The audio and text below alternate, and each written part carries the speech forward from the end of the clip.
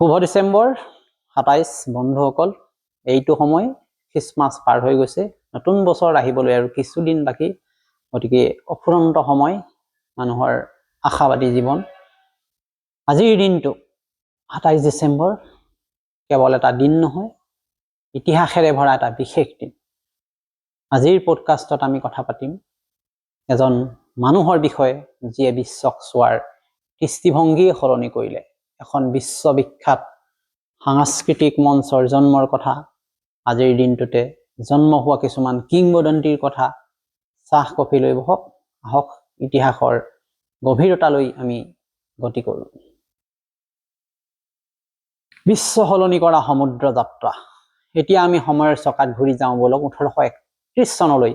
খ্ৰীষ্টমাছৰ ভোজৰ পিছত হয়তো বহু লোকেই বিশ্ৰাম লৈ আছিল সেই দিনটোত, কিন্তু ২২ বছৰীয়া এজন যুৱক চাৰ্লছ ডাৰউইন HMS বিগল নামৰ জাহাজত উঠিছিল। এই জাহাজখন প্লাইমাউথ ইংলেণ্ডৰ পৰা যাত্ৰা আৰম্ভ কৰিছিল। যাত্ৰাটো ২ বছৰ হ'ব বুলি ভাবিছিল, কিন্তু বাস্তৱত ৫ বছৰলৈ দীঘলীয়া হ'ল।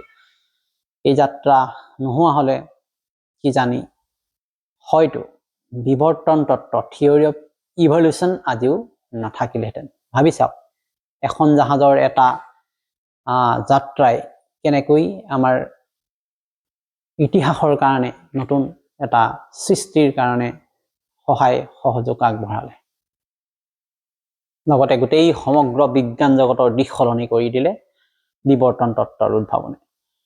ঠিক তেনেকৈ এতিয়া আমি আগবাঢ়ো ১৯৩২ চনলৈ। নিউয়ৰ্ক চিটিলৈ যোৱা মানেই, যদি আপুনি কেতিয়াবা উৎসৱৰ সময়ত গৈ থাকে তেন্তে এই স্থানটো নিশ্চয় চিনি পাব। আজিৰ দিনটোতে খুলি দিয়া হৈছিল ৰেডিঅ' চিটি মিউজিক হল। ইয়াকে কোৱা হৈছিল show' place of the nations. সেই সময়ত ই আছিল বিশ্বৰ সৰ্ববৃহৎ ইনডোৰ থিয়েটাৰ। ৰকেটিছ এই নৃত্য দলৰ পৰা আৰম্ভ কৰি গ্ৰেমিয়াৰ্ছ টনিয়লৈ এই মঞ্চখনে অগণন ঐতিহাসিক মুহূৰ্ত দেখা পাইছে। দেৱালবোৰে যদি কথা পাতিব পাৰিলে হয়, নিশ্চয় কিমান যে গল্প ওলাই আহিলেহেঁতেন, ভাবি চাওকচোন।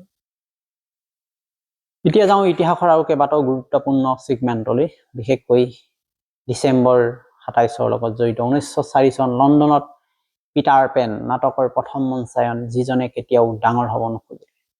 ১৯১১ চনৰ কথা, কলিকতাৰ অধিৱেশনত প্ৰথমবাৰৰ বাবে গোৱা হৈছিল জনগণ মন, ভাৰতৰ ৰাষ্ট্ৰীয় সংগীতৰ সুৰ। ১৯৪৫ চন আন্তঃৰাষ্ট্ৰীয় মুদ্ৰা কোষ নিধি ইণ্টাৰনেশ্যনেল মনিটাৰী ফাণ্ডৰ আনুষ্ঠানিকভাৱে প্ৰতিষ্ঠা। ১৯৭৮ চন ৪০ বছৰৰ একনায়কত্বৰ অন্ত পেলাই স্পেইনে গণতান্ত্ৰিক দেশ হিচাপে আত্মপ্ৰকাশ কৰিলে। স্বাধীনতাৰ এক নতুন জয়গান আৰম্ভ হ'ল, এক ডাঙৰ ইতিহাস ৰচনা হ'ল, স্বাধীনতাৰ নতুন সোৱাদ পালে স্পেইনে। আজিৰ ছিগমেণ্টৰ শেষৰ অংশ, আজিৰ দিনটোতে জন্ম লাভ কৰা কেইজনমান কিংবদন্তি লোকৰ কথা নিশ্চয় ক'বই লাগিব। লুই পেষ্টাৰ, পেষ্টাৰাইজেশ্যনৰ জনক। দুধ খোৱা আগতে ভাবি চাওক, তেওঁ নাথাকিলে কি হ'লহেঁতেন। অৰ্থাৎ লুইচ পেষ্টাৰৰ অতি গুৰুত্বপূৰ্ণ অৱদান আছে। মাৰ্লিন ডিট্ৰিছ, হলিউডৰ স্বৰ্ণযুগৰ আইকন। ছলমান খান, বলিউডৰ অন্যতম ডাঙৰ তাৰকা। হেইলি উইলিয়ামছ, পাৰাম'ৰ ব্ৰেণ্ডৰ শক্তিশালী কণ্ঠ।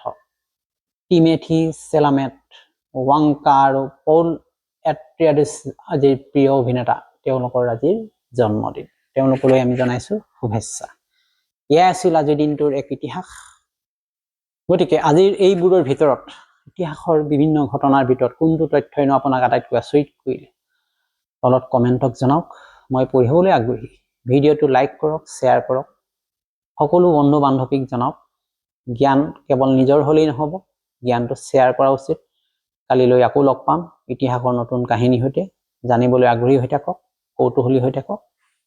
নমস্কাৰ।